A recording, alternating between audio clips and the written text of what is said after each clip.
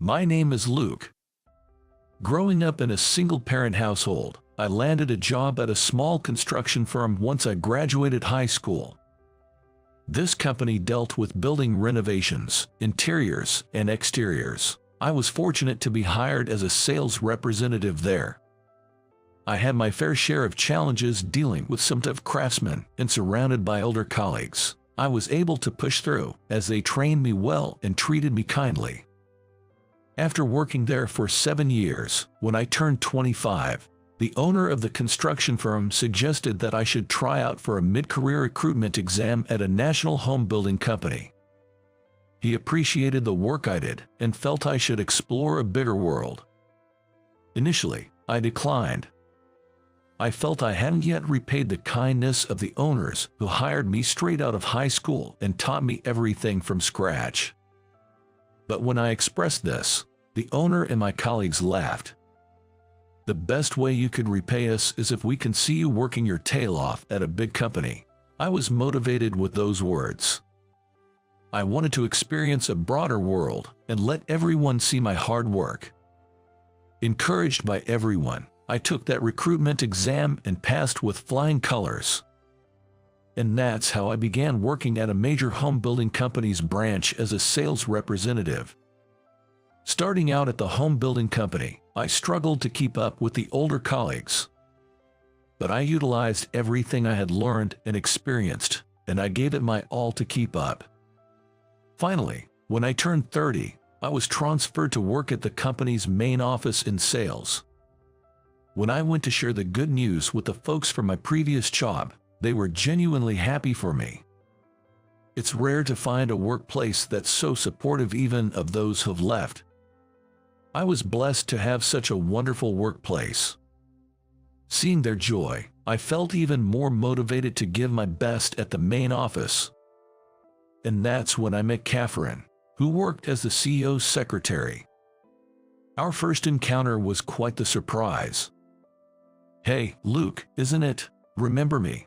she exclaimed, looking as excited as a young girl, and I couldn't help but smile. Her vibrant and cheerful personality hadn't changed a bit. Catherine and I were high school classmates. "Of course I remember you. It's been a while. I had no idea we worked for the same company.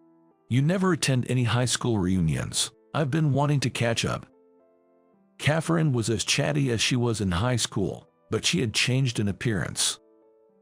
Back in school, she was this popular, friendly girl, and now, over a decade later, she's become a mature and stunning woman.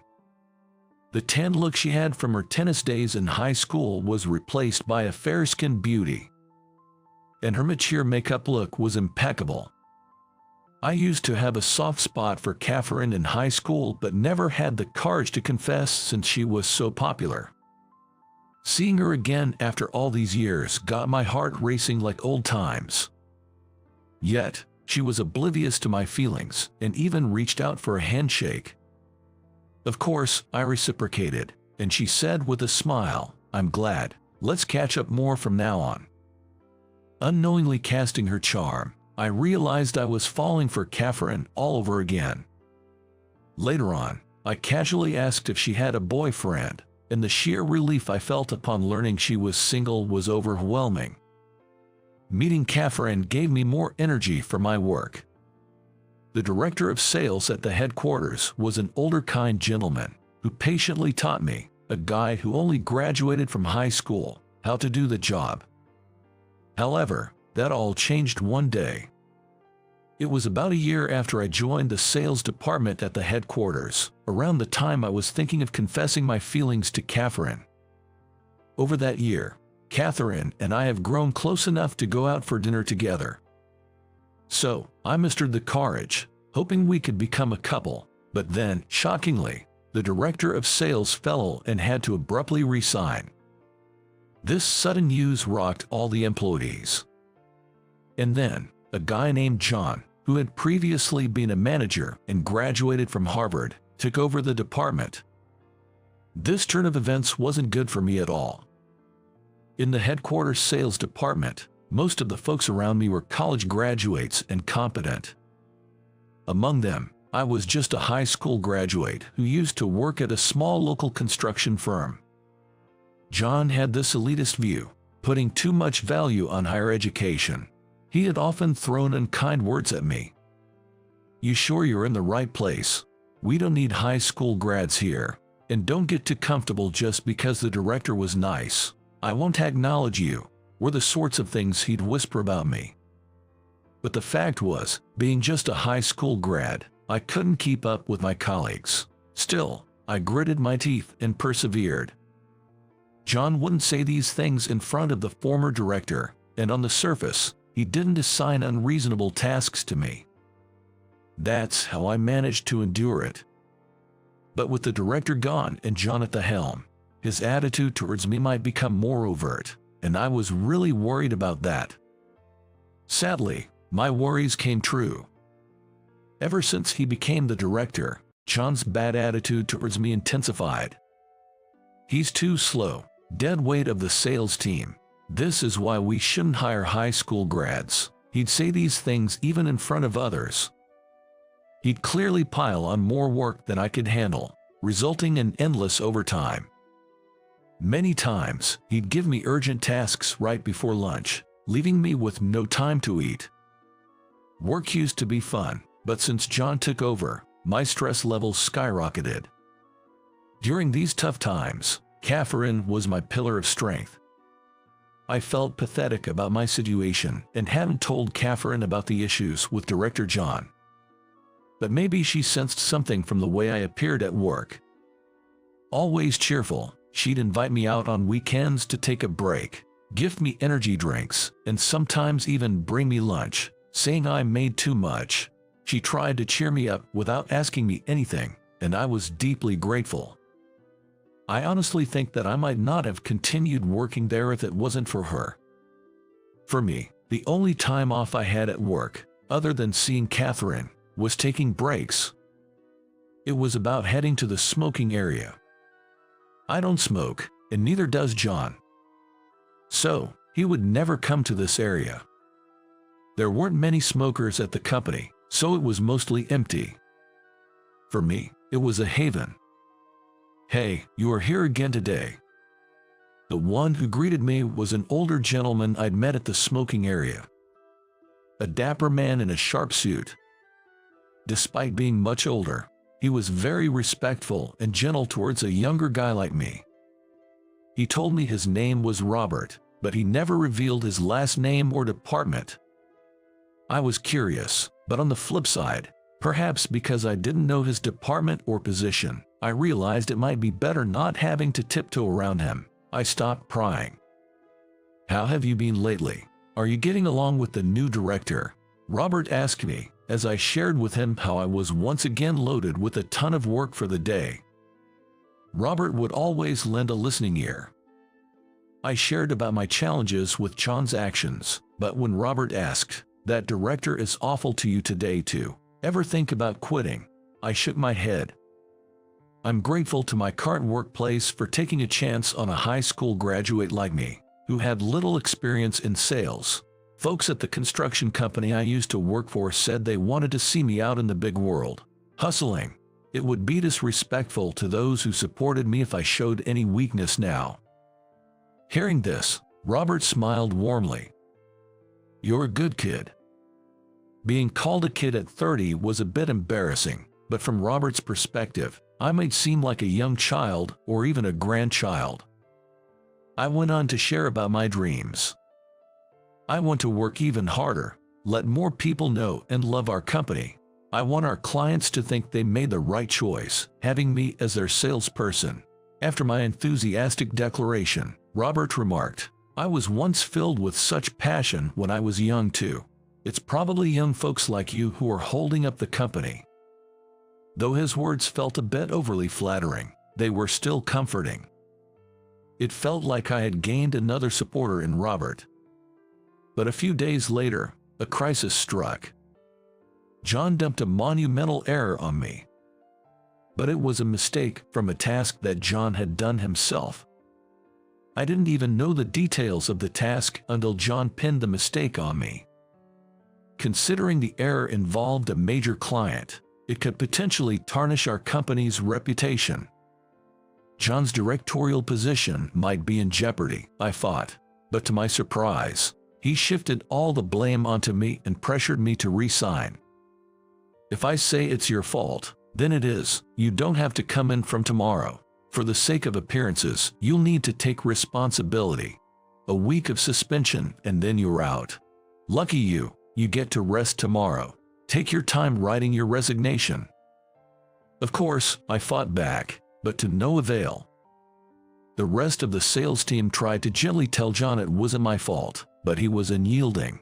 It seemed my resignation was set in stone. When I saw Robert, I told him about it. To my shame, I think I was on the verge of tears. It's frustrating. Losing my job over a mistake I didn't make. I still wanted to give it my all here. Robert listened patiently, then patted me on the shoulder. It's all right. Everything is already in place. Just leave it to me. I wasn't sure what he meant, but I was too stunned by the recent events to ponder over his words. That day, I went home devastated. I couldn't eat or sleep during my week of suspension. Catherine called me numerous times and even came over, but I couldn't face her. I felt ashamed in front of her, even though she had always cheered me on. Understanding my feelings, she texted, "Remember, I'm on your side." Moved by her kindness, I couldn't help but shed tears. When my suspension ended, though I was told to bring a resignation letter, I didn't. I was determined to voice my grievances, even if it meant being fired. Wanting to talk to Robert, I headed to the smoking area. And there he stood, greeting me with his usual warm smile. As I was about to speak, Robert beat me to it and dropped a bombshell. "I have a favor to ask of you." Huh. I couldn't believe it at first, but when I looked into Robert's eyes, it didn't seem like he was lying. So, I decided to trust him and headed to see John. When John saw me, he had a smug grin on his face. "Lucky you, getting a whole week off. Took your sweet time with that resignation letter. Never had an undereducated subordinate like you before, but today's goodbye. Gonna miss ya."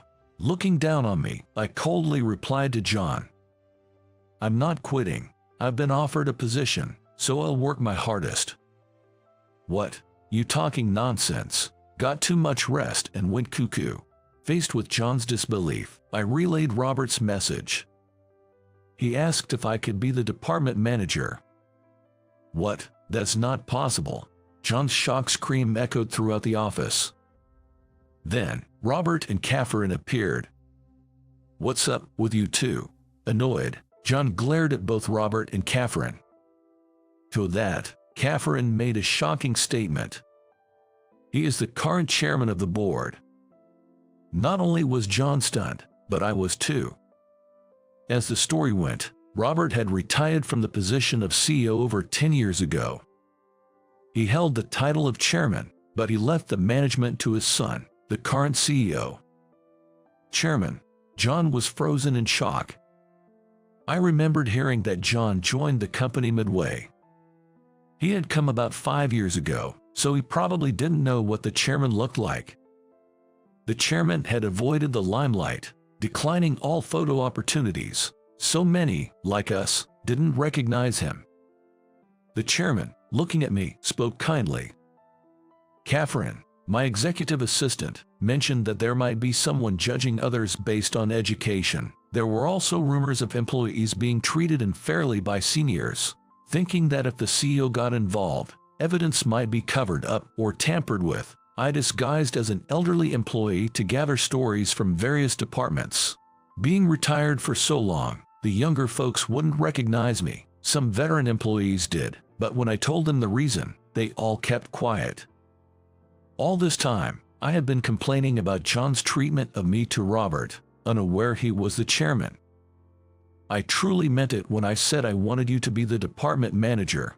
The CEO is on board with this. We can't lose a talent like you." Hearing this, John turned pale. "What are you talking about? Manager, this is some joke. I can't handle that." "Well, You can always go back to being a regular employee. Your behavior has been quite inappropriate. We're considering demoting you. The execs are on the same page, so brace yourself." John was panicking.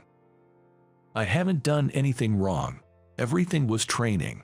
Stepping forward, Catherine said, "That won't work here. We've been interviewing other sales department staff. Some even kept notes of your remarks. You can't escape this." Realizing his mistakes, John looked defeated. "Don't you have something to say to Luke?" Urged by the chairman, John meekly said, "I'm sorry," and bowed his head to me. But then, in a quiet voice, he muttered, "Just a subordinate." I confidently retorted, "When did I ever say I was your subordinate? Our roles might reverse soon, you know. If John gets accepted as a regular employee, I'll be his boss. So, I think I'm allowed a little pushback." John bit his lip and glared at me, but I ignored him. Later on, the chairman formally asked me to become the sales department manager. I honestly wasn't sure about it, but when he said, "I want someone who is as dedicated to their job as you to be the manager," I couldn't refuse such a generous compliment. I bowed deeply. "I will give it my all. Thank you very much." When I looked up, Catherine was mouthing "Go for it." Having her support made me feel like I could achieve anything. Later on, my promotion to manager was officially announced, and John was demoted to a regular employee. The previous manager transferred to another department, and a new director came in, so things were hectic with all the handovers, but recently, things have finally settled down. Around that time, Catherine made a feast for me at her home to celebrate my promotion. I took that opportunity to confess my feelings for her. Originally, I planned to do it a year ago, but with all that happened with John, it just wasn't the right time. Thankfully, my confession went well. That night marked the beginning of our relationship, a moment I had been waiting for over a year. I was already over the moon, but Catherine had even prepared a gift for me. It was a new pair of leather shoes. The ones I had been wearing were old and worn out. Despite everything that had happened, she wanted to celebrate a fresh start for me. Actually, I've always been self-conscious about my large shoe size. But she took a mold from my current shoes and got the perfect pair for me. There was also a shiny shoehorn. I was amazed at how well the shoes fit when I slipped them on with the shoehorn. Wow, they fit perfectly. Thank you so much. I feel even more motivated to do well at work now. Yes, go for it. I love seeing you enjoy your work. I'm rooting for you. Her smile and those shiny shoes filled me with even more enthusiasm for my job. 2 years have passed since then. Now, in the sales department, no one judges people based on their educational background. Things are going smoothly in my new department, and it seems like it's a good fit for me. John works under me. At first, things were awkward, but after many heart-to-heart talks and a few arguments, he has become a valuable colleague. He has genuinely reflected on his actions. There have been changes in my personal life as well. Catherine and I got married, and she is now on maternity leave. I can't wait to start living with our upcoming baby and Catherine. I owe my current happiness to the chairman and Catherine, and also to the construction company that took a chance on me, even though I only had a high school diploma. Being surrounded by such wonderful people is my greatest pride. So, how was that? Subscribing to the channel would greatly motivate us. See you in the next video. I want to see all of you. My female boss reached out to me with those words. Perhaps because of the alcohol, the skin around her eyes has become reddish. Looking up at me with those slightly inebriated eyes, my heart inevitably raced. Little did I know, she would soon change my life. My name is Mike. I started working at an auditing firm as a certified public accountant, CPA. Being a CPA is considered one of the toughest qualifications, right behind becoming a doctor or lawyer. However, studying for this qualification was never tough for me. That's because I've always loved studying since I was a kid. I'd rather read one more book than play soccer outside with friends. At the auditing firm, I was involved in auditing major corporations and large businesses. It's a high-pressure job where there's no room for errors, but I found it rewarding. The harder you work, the more recognition you get. There's also a chance for promotions and raises, so it's a competitive environment where my colleagues and I would always strive to improve. I loved studying, but I wasn't just a bookworm. I valued my communication with colleagues. I had no complaints about the job or the people I worked with. It was a kind of job where I'd imagine of staying for years and years. So, I never thought I'd be envied by my colleagues. Among my peers, I was considered a fast-rising star. My boss used to say I was competent and had earned a lot of trust from those around me. They were excited about my future. But maybe that was the problem. One of my trusted peers pinned a significant mistake on me. I desperately tried to explain myself, but neither my boss nor my colleagues believed me. At that moment, I felt more despair than shock. The people I trusted, I thought they trusted me too, started pointing fingers at me the moment the mistake came to light. I lost faith in everyone and decided to resign. On my last day, I confronted the colleague who'd framed me. When I asked him why he claimed it was my mistake, he just smirked, saying I was too good at my job and too well liked by our supervisors. I was in the way of his own career advancement. I always believed that being competent and trusted by my superiors were assets. I never thought it could be a reason to be betrayed by someone I considered as a friend. I was speechless. After that, I joined a small CPA firm. The atmosphere here is much more scaled down to my previous job. And here I am, working as hard as before, or not really. If I gave it my all and faced a betrayal again, I don't think I'd ever recover. So, I've been playing it safe, just getting by. I don't want to get too close to my colleagues. Ever since that incident, I've been wary of people, and I try to keep my distance. I only communicate when necessary. People might think I'm a bit of a loner or gloomy. But then, I was assigned to go on a business trip with my beautiful boss, Catherine. Something really challenging happened during the trip. That day, we had a meeting with the client that ran late into the evening. We even had the dinner collectively, which ended up being filled with work discussions. By the time we got to the hotel, it was past 9 p.m. At the hotel front desk, we were told we had only one double room booked for both of us. In our company, the admin staff handles travel arrangements, including booking a hotel. There must have been some mistake, but sharing a room with a female colleague was not okay. When we asked if there were any other available rooms, they offered us a connecting room. 2 separate rooms, but with a door in between that allows you to enter without getting out to the corridor. Catherine might feel uncomfortable with that setup. I'll go look for another hotel. Please stay here without any worries. It's already late at night, and it's practically a private room because it has a door. Let's just stay here. Given that it's the weekend and I heard that most hotels around the area are usually booked up, Catherine and I decided to just stay in this connecting room. That night, we ended up having a drink and chatting. I've been out drinking with her, but those times were as a group, with other colleagues. It was my first time drinking one-on-one. I was a bit nervous drinking with my boss, but Catherine may have felt that and helped ease the tension with some light-hearted conversation, which was really nice. After a few drinks, with a slight buzz, she looked at me and said, "You act like you're not competent, but you're really quite talented, aren't you?" I felt exposed and looked straight at her. There was no stern, hard-working boss that I had known. Instead, It was a slightly tipsy Catherine with reddened eyes that made her look even more charming than usual.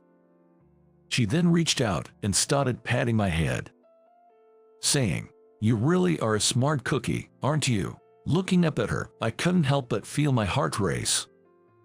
However, soon after, Catherine said, "Maybe it's time to call it a night," and went back to her room. I couldn't stop thinking about the alluring version of Catherine that I saw after she had a few drinks. For a while, I just couldn't sleep. Thinking about her sleeping just beyond this wall made my heart race, and I ended up having another drink to help me sleep. The next day, I wasn't sure about how to approach her, but it turned out Catherine didn't remember much from when she was drunk. It was a mix of relief and a tad bit of disappointment. "I think you mentioned something about me being talented," I tried to joke. But Catherine looked at me very seriously and said, "That was from the heart."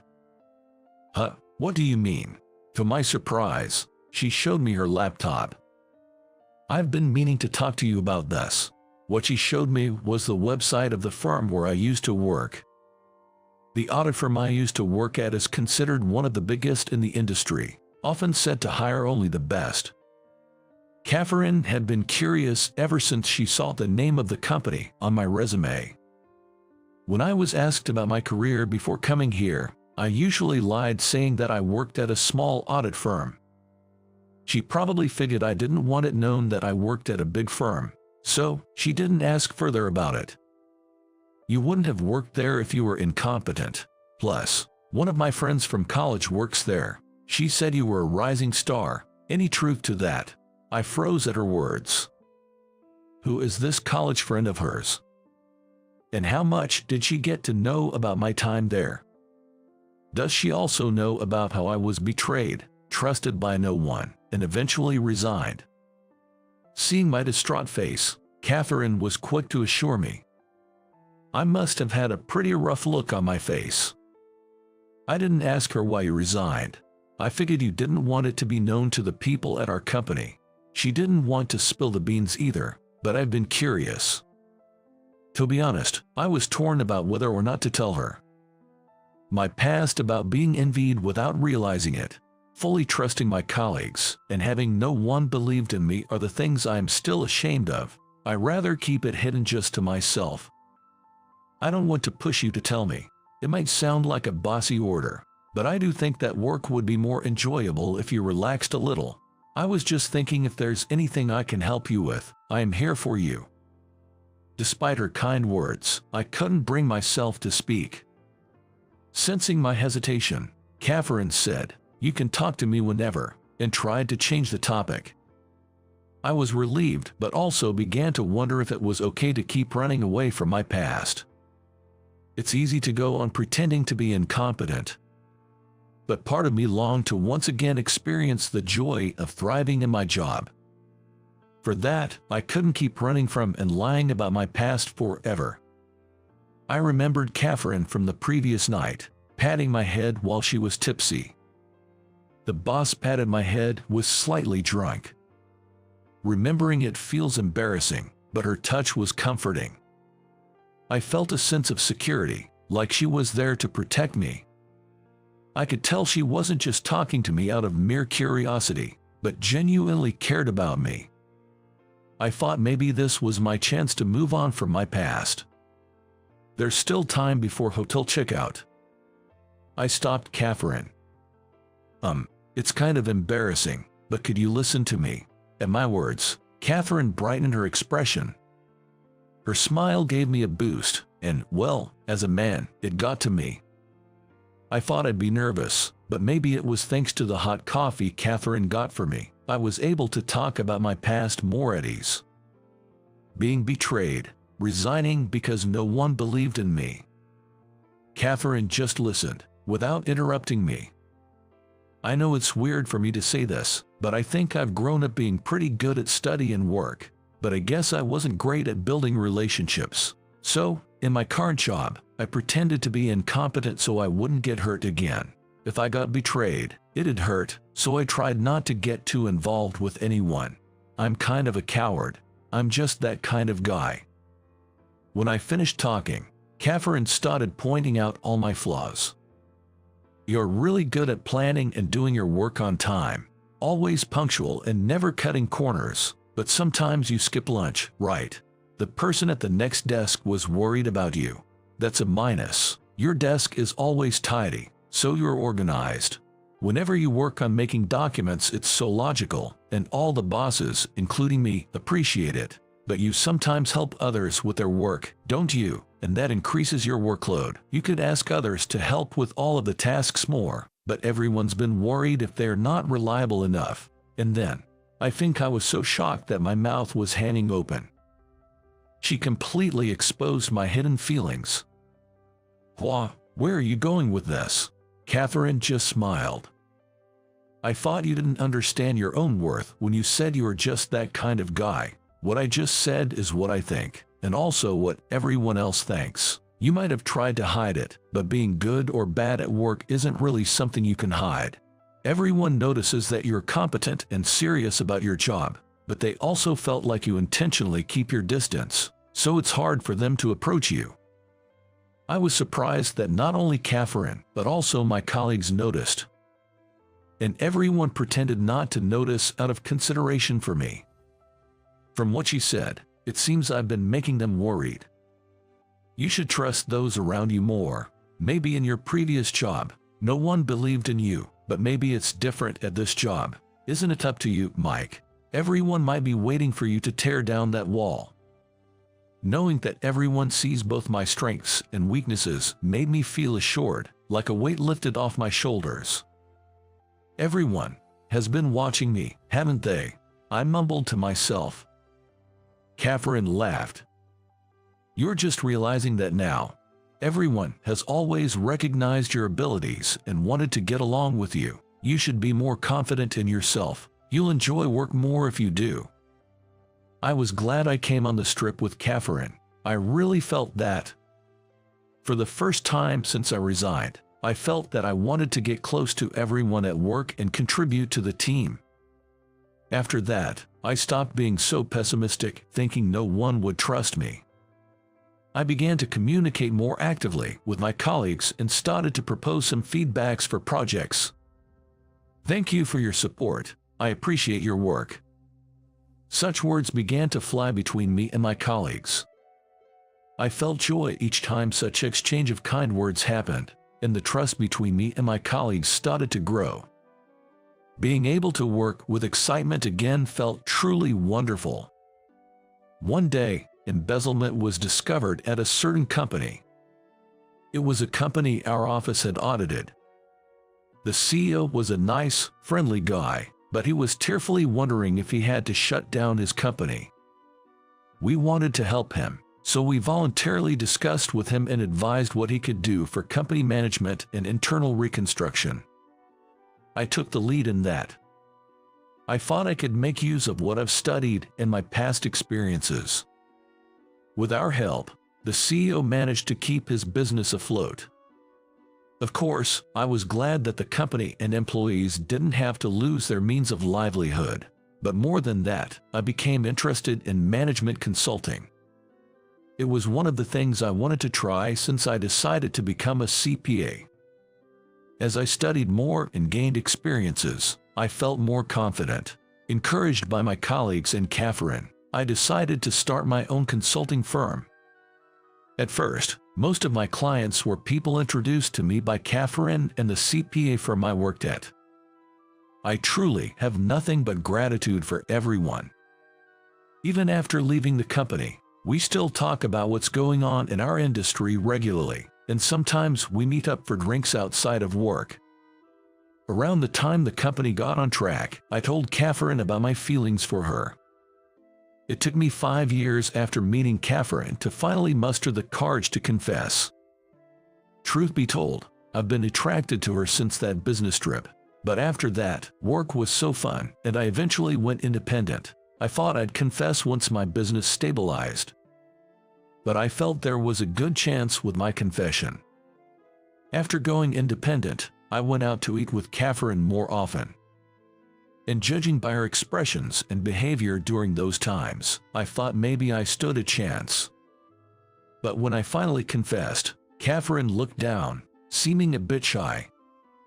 It seemed she was concerned about the age gap, which is about 10 years. She's so confident at work, but becomes a bit timid outside of it. I found that side of her endearing. So, just like she told me so many of my strengths during the business trip, I took the opportunity to tell her all the great things about her. I wanted to show her that age doesn't matter. And at the end I told her, please have confidence in yourself. At that, Catherine gave a soft chuckle. She might have remembered telling me to have confidence in the past. And of course, her response to my confession was a yes. Thank you. It makes me feel shy a bit, but I'm looking forward to this new chapter with you. I understand that there might be times when Catherine feels a bit insecure. But during those times, I hope we can always believe in each other, acknowledge our strengths, and remind each other to have confidence. That's the kind of relationship I desire. I can finally fire a loser like you. How dare you say such words at the funeral of the CEO who took care of us? But I won't be defeated by those words. Because the CEO entrusted me with something. I've decided to protect what was entrusted to me by the CEO. My name is Robert. When I was a child, I lived with just my mom. She worked from dawn till dusk. I often felt lonely as a child, but looking back, she had to work that hard to raise me on her own. She was a kind, strong mother who would do anything for me. But she passed away when I was in elementary school. I was too young to remember the details. But I do remember her growing weaker with each passing day in the white-walled hospital room. Being poor, she hesitated to go to the hospital, and by the time she was diagnosed, it was too late. She was hospitalized at the very day she saw a doctor. Her illness progressed quickly, and she passed away. My grandparents, on my mother's side, took me in. Despite their grief over losing their daughter, they held me tight and said, "From now on, we'll live together. Everything will be okay. We're here for you." To me, who thought I'd be all alone after losing my mom, those words from my grandmother meant the world. After that, the three of us, my grandparents and me, began our life together. Though they were retired, they continued working to support me. Life was still tough, but they showered me with all their love. That's why I never complained about our humble living. By the time I reached middle school, I wanted to start working to help them out. I wanted to start working right after middle school, but my grandparents wanted me to go to high school. They said that's what my mother in heaven would have wanted. I couldn't say no to that. Still, I worked part-time delivering newspapers and doing light work in a factory in the hope of making a little extra money for the family. My grandparents told me to enjoy my high school life, but for me, it was more important to ease their burden. After high school, I got a job immediately at a cleaning company. Although I was hired as a full-time employee, the pay wasn't great. But to me, it felt like a luxury. I didn't have any qualifications after high school, and no other company would have hired me as a full-time employee. I was assigned to clean various buildings and facilities. One of them was an elder care business company called Johnson Holdings. That's where I had a fateful encounter. Johnson's business involved home-based care, day services, and in operating nursing homes. During one of the cleaning jobs there, I became friends with a man. Even though I wasn't an employee there, he'd chat with me warmly. He wondered why I was still young and working as a janitor, so he talked to me. I had nothing to hide, so I told him everything. About not having parents. About my financial struggles. My wish to make life easier for my grandparents. And my envy of the Johnson employees. I really wanted to work in elder care. I wanted to do something useful for my grandparents who took care of me. but my hopes never came true. Even though we were struggling, my grandparents managed to get me through high school. I couldn't very well say that I wanted to go to nursing school because I wanted to work as a caregiver. I'd spent most of my life working part-time jobs, so I never really had any friends.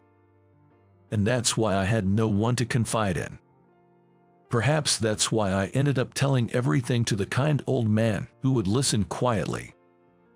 After hearing my story, the old man said something I hadn't expected. "If you're interested in caregiving, why don't you work with us here?" I was taken aback and could only respond with a surprised, "What?" He explained to me. Turns out, he was the CEO of the same elder care company, Johnson Holdings, where I was working as a janitor. And at Johnson, they supported their employees in getting certifications and even provided workshops. You could earn your caregiving certification while working. After hearing my story, the CEO said, "Why not work here while pursuing your certification? Your pay will keep increasing once you are certified, and you'll have a wider range of job duties. More than anything, you're interested in caregiving, right? I want to work with someone as dedicated and family-oriented as you. Come join us." I was thrilled. The idea that I could study caregiving while working and still contribute to my family's income seemed like a dream. When I spoke to the cleaning company I worked for about the offer, they gladly let me go. And so, at 20 years old, the CEO invited me to join Johnson Holdings. After joining Johnson, life was a whirlwind. I gained hands-on experience working at several elder care facilities and visiting nursing services. Having been raised by my grandparents, I always enjoyed talking with the elderly, and studying caregiving wasn't hard for me at all. I was happy to learn something new every day and felt joy in being of service to others. And so, as the days went by, I earned my caregiver's certification. Before that, I mostly did assistant roles, but having a caregiver's certification expanded my job responsibilities. I felt my potential expanding and loved every minute of work. All thanks to the CEO. In my late 20s, the CEO, who was a great benefactor to me, said he wanted me to work at the company's headquarters. The CEO had long been concerned about the decline in the quality of caregiving as the population aged, and there was a shortage of caregivers. He asked me to transfer to the headquarters and help address these challenges. For me, there was no option but to accept the offer from the man who had done so much for me. I readily agreed. But at the headquarters, there was a boss who seemed to resent the trust the CEO had in me. His name was John, 5 years my senior. John would always tell me things like, "Just because the CEO has taken a liking to you doesn't mean you can get cocky. You work too slow, slacker," and other such insults. On top of that, he often dumped his work on me, and there were times when he blamed his mistakes on me. But everyone has one or two unpleasant superiors. I tried not to let it bother me. I felt so fulfilled by my work that these things seemed trivial. Every day, as I worked hard, I was grateful to the CEO who had chosen me for the job. But the CEO always said, "I didn't do anything. It's all you." He also told me how happy he was to see me grow. I worked my hardest to repay the CEO. After my transfer to the headquarters, I also started training new caregivers.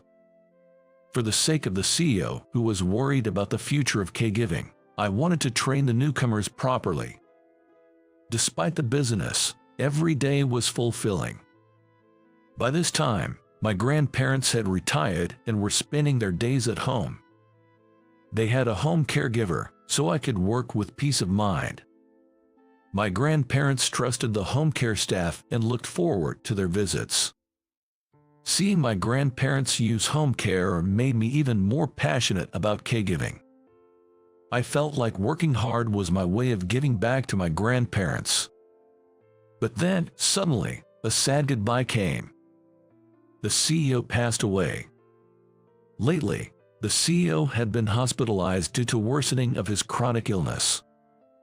I visited him multiple times, but the boss kept saying, "I'm fine. Don't worry, I'll be back at the office soon." Although things didn't look great, I believed he would be okay. But sadly, the CEO never returned. When I heard the news of his death from his wife, both I and the other employees were in tears. He was a kind boss who was beloved by all the employees. "Ma'am, I'm truly sorry for your loss. I'm here because of the CEO, and I'm truly grateful." When I said this to her, she shook her head with tears in her eyes. "It's me who should thank you. Since meeting you, he really enjoyed his work. He used to say that it's rare to find someone as sincere and kind as you. He was looking forward to seeing the company prosper with employees like you. Thank you for meeting him and joining our company." The CEO, who took in someone like me who had neither money nor a fancy education. And on top of that, he was grateful to someone like me. The image of the CEO's gentle smile came to my mind. I was devastated, but I couldn't grieve forever. The CEO had left something in my hands. I tried my best to pick myself up and move forward. But there was someone who ruined the CEO's funeral. It was my boss, John, who used to bully me. During the time I was saying my last goodbye to the CEO at the funeral, John came up to me and said, "Now I can finally fire a loser like you. I never liked you since the CEO favored you. Now you've lost your backup.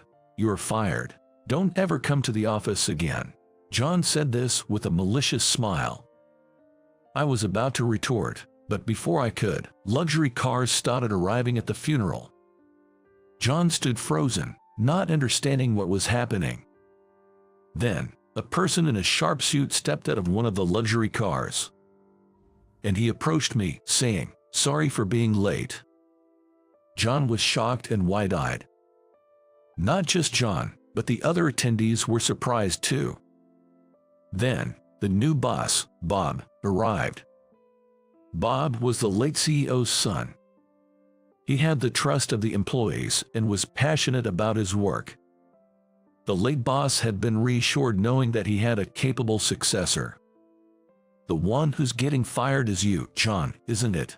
"Bob, what are you talking about? Me getting fired? Is this some kind of joke?" Bob started speaking slowly while looking at John.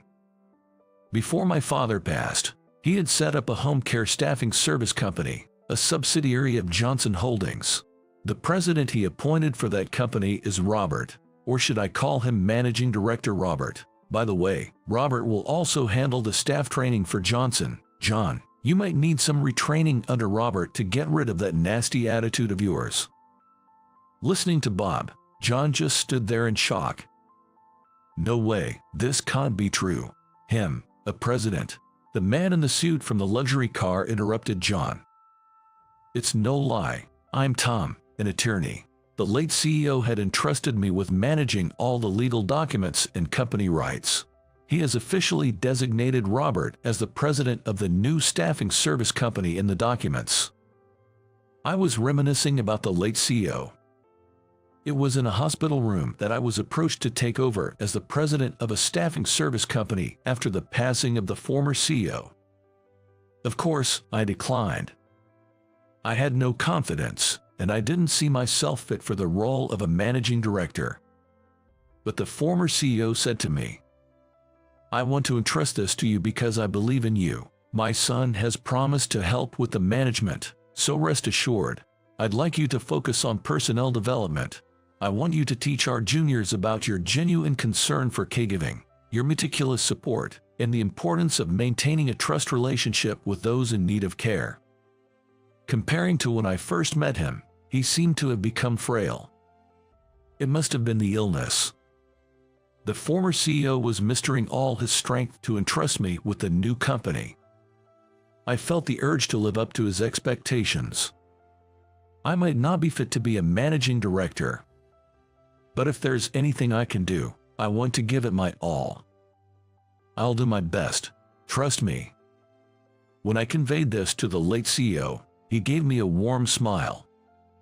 It was the same kind smile that had supported and nurtured me all this time. I felt as if the CEO in my memories was cheering me on. I turned to John and said, "John, I'm the managing director now. The late CEO entrusted me with personnel development." Bob looked stunned at my words, but applause arose from the attendees at the funeral. I knew they were cheering for me, and it reaffirmed my determination to press on. A year has passed since then, and the staffing service company I lead is now on track. Management is reassured by the help of Bob and other employees at Johnson's headquarters. I'm focusing on caregiver training seminars, workshops, and study sessions. Currently, John is attending new recruit training. Collaboration is key in caregiving. I hope that any tendency to bully colleagues will be rectified during new recruit training. My current goal is to dispatch as many skilled professionals as possible to the caregiving field. By focusing on personnel development, I believe I can brighten the future of caregiving and repay the kindness of my grandparents and the late CEO. I'm sorry, John, but we need you to leave the company. I was called into the HR director's office and was told this. My name's John. I was working as a full-time employee at a grocery store. And yes, I had just been laid off. Due to the store's financial struggles over the past few years, they resulted to cut personnel costs through a massive downsizing. That day, I became jobless. I slowly pedaled my bicycle on the way home. I didn't even feel like making dinner. Although it'd be a bit of a detour, I thought of picking up a takeaway burger, so I took a less traveled back street off the main road. Just when I was almost at the burger shop, I noticed an elderly lady sitting on the ground. "Are you okay?" I hopped off my bike and hurried over. She had fallen and hurt her leg. She couldn't get up on her own and was in distress since there weren't any people around to help. "Sorry about this, could you give me a hand? Without something to hold onto, it's hard to get up." Ouch. Even though she grimaced in pain, it seemed like she could walk with a limp. I quickly gathered up her scattered groceries and put them back in her bag. "Good that nothing here looks broken or crushed. Thank you so much. You're a lifesaver." As we talked, I properly looked into the elderly lady's face for the first time. "Wait a minute, aren't you that guy from the store?" With what she said, I finally remembered. This elderly lady was a regular customer at the grocery store where I worked. Perhaps recognizing a familiar face put her at ease, as she looked relieved. She tried to receive the grocery bags from me, but it was clear she couldn't carry them and walk. I asked if there was anyone who could come pick her up, but at this time of day, no one was at home. Worried she might fall again, I decided to carry her bags and accompany her home. "I'm so sorry, John. Thank you." She held onto my arm and we walked slowly together. "If you could lead me to a handrail, I'll be fine from there. Thanks so much for helping." She kept apologizing, so I reassured her with a smile that it was no trouble at all. "You really are kind. You always serve customers with a smile at the store, which makes me very happy." While I appreciated her kind words, it made me feel a bit conflicted. That feeling turned into a faint ha-ha laugh. "You seem a bit down. Everything okay?" She gave me a curious look, occasionally glancing at my face. "Well, actually, today was my last day at that store." "Oh dear, were you transferred or did you find another job?" When she asked, I honestly told her that I'd been laid off. As we chatted, we arrived at her house. It was a slightly large single-family home, with stylish flower beds on both sides of the walkway, leading to the entrance. With garden lights illuminating our path, we walked slowly towards the front door. "You can put everything down here. That bag must have been heavy. I'm truly grateful that you passed by, thank you." There's a step leading to the front door, and the thought of her possibly falling inside had me concerned. If you don't mind, I can carry it inside for you. Upon my offer, the elderly lady replied with a pleased look, "Well then, I might just accept your kind offer." After I finished carrying the bag, she offered me some tea as her proof of appreciation. Just then, her cell phone rang. "Oh, it's Ashley. Please excuse me for a moment." She apologized to me and took the call, updating the person on the other end about the situation. "There's no need to rush. Could you pick up some lunch?" Yes, that sounds good. Thanks, dear." She hung up the phone after saying that. That was my granddaughter. She said she'll be home soon. Hearing that, I felt relieved and thought about leaving. Wait, Ashley is bringing lunch. It's getting late, and she said she's getting lunch for you too. I think she's already picked it up from the deli. Please, can you at least accept that from us? Hearing her plea, I hesitated about what to do. Then, I decided to graciously accept her kind offer. I was invited to sit, and we made small talk until Ashley returned. The elderly lady began talking about Ashley. Ashley's parents had passed away in a car accident when she was still young. Unfortunately, the couple were both involved in the accident. From then on, it's just been the two of them living together. Ashley has grown up, but she stays with her grandmother, always worrying about her. She said it's clear how caring and gentle Ashley is, always putting her grandmother as first. Every day after work, she comes straight home without any detours. At the end, elderly lady expressed concerns about Ashley not dating and wishes she'd think about her own happiness soon. She probably can't leave the house because she's worried about me, she mentioned. You know, I'd be thrilled if a kind person like you married her. Oh, speaking of which, would you consider marrying my granddaughter? What? She really is a wonderful girl and quite clever. This turn of events was absolutely unexpected. Having her suddenly propose marriage threw me off, and the tender feelings I'd felt earlier flew right out the window. But it got me thinking, is being offered a marriage proposal a common thing in the service industry? I've been approached with the "how about my daughter" line at the supermarket before, and I've heard my female coworker getting the "be my son's bride" line. It's always awkward when someone says that. All you can really do is laugh it off. Suddenly, I heard "I'm home" from the entrance. I figured Ashley must have returned, and I got up from my seat. As I turned toward the door, there she was, just entering the room. "Hi, I hope I'm not bothering you," I said. "I'm so sorry for the trouble. It seems my grandma has been in your care. Thank you so much." She looked apologetic, but I was captivated by her appearance. Ashley was in her office uniform, her hair pulled back, and she was strikingly fair-skinned with bright eyes. She had a gentle vibe, seeming like such a kind soul. I just kept bowing my head slightly, losing my words in front of her.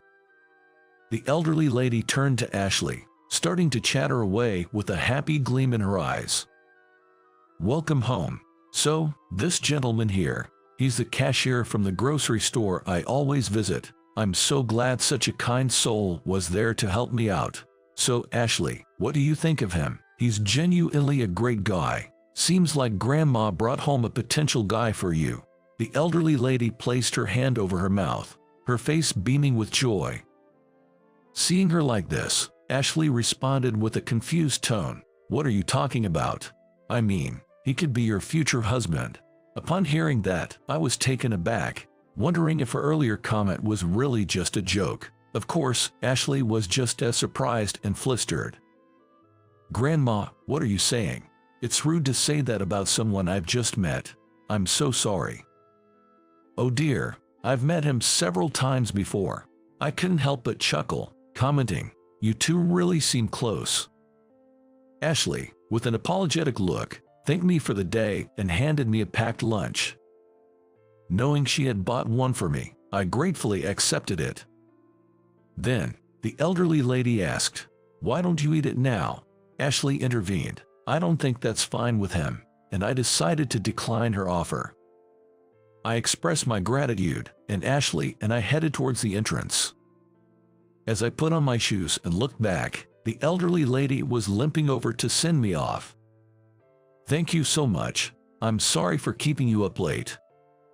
And I apologize for not expressing my gratitude properly. Feel free to visit next time." I responded, "Not at all. Thank you for the lunch," feeling warm-hearted by their kindness. I perceived her words as her polite social etiquettes, but they still warmed my heart. Just as I was about to open the door and leave, something happened.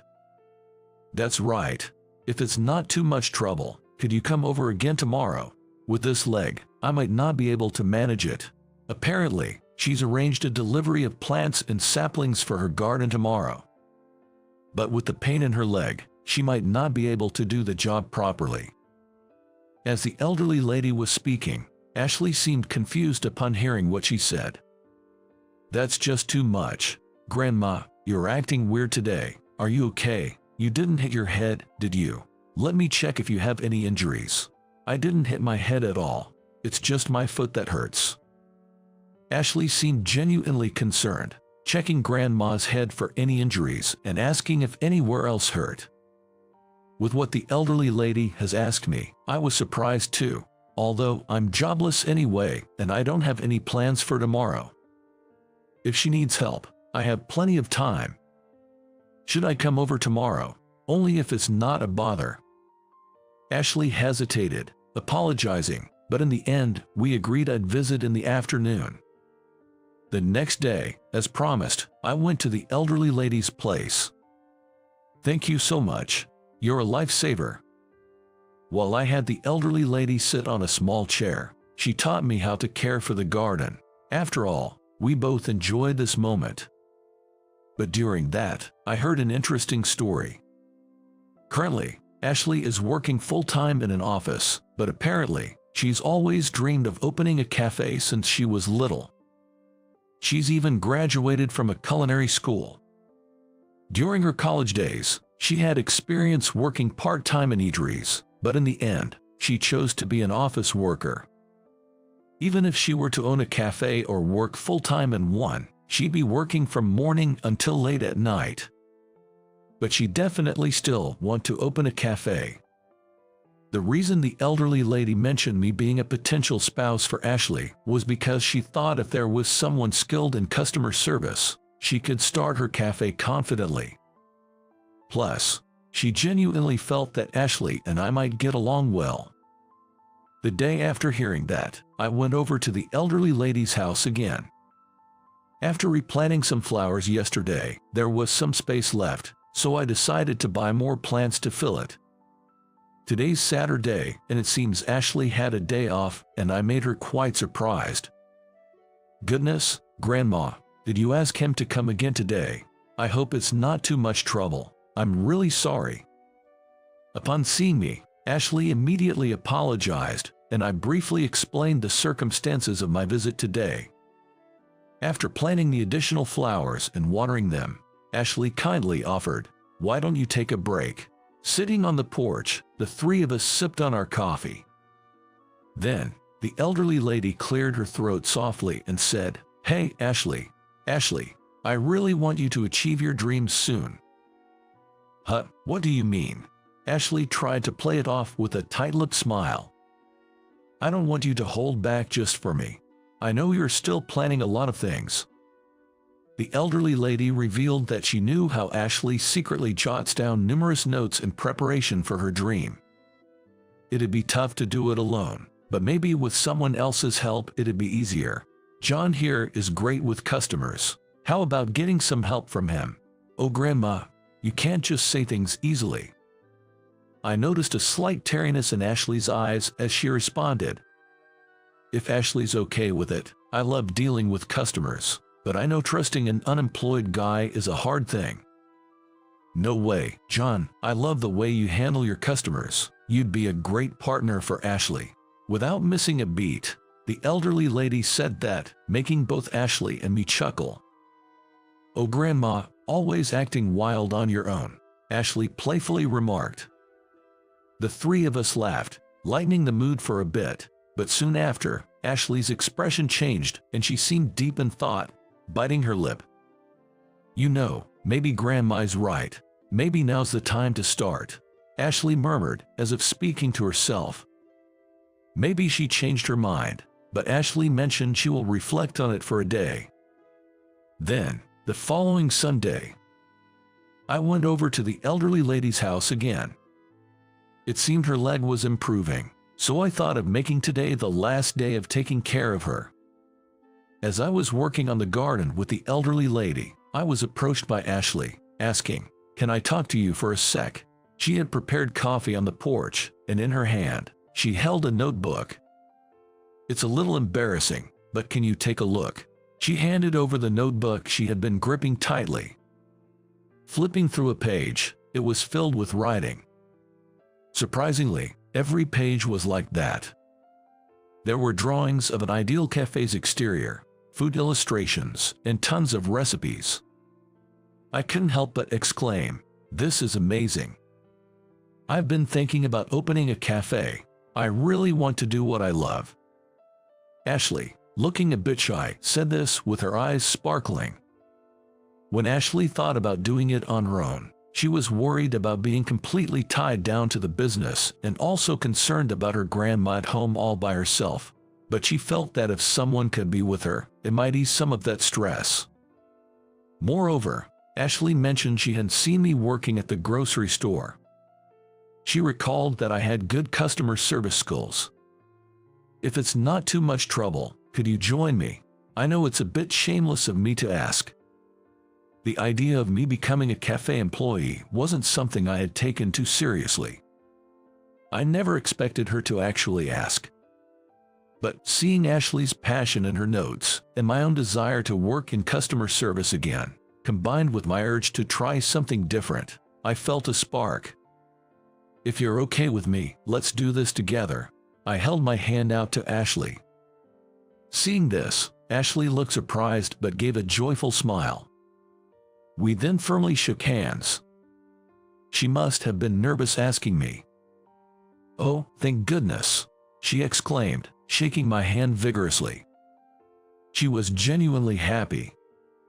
"Shall we open up our own cafe?" she asked excitedly. "Let's go for it." I matched her enthusiasm and responded cheerfully. From that day on, Ashley and I exchanged contact information, communicated through emails, and discussed things at home.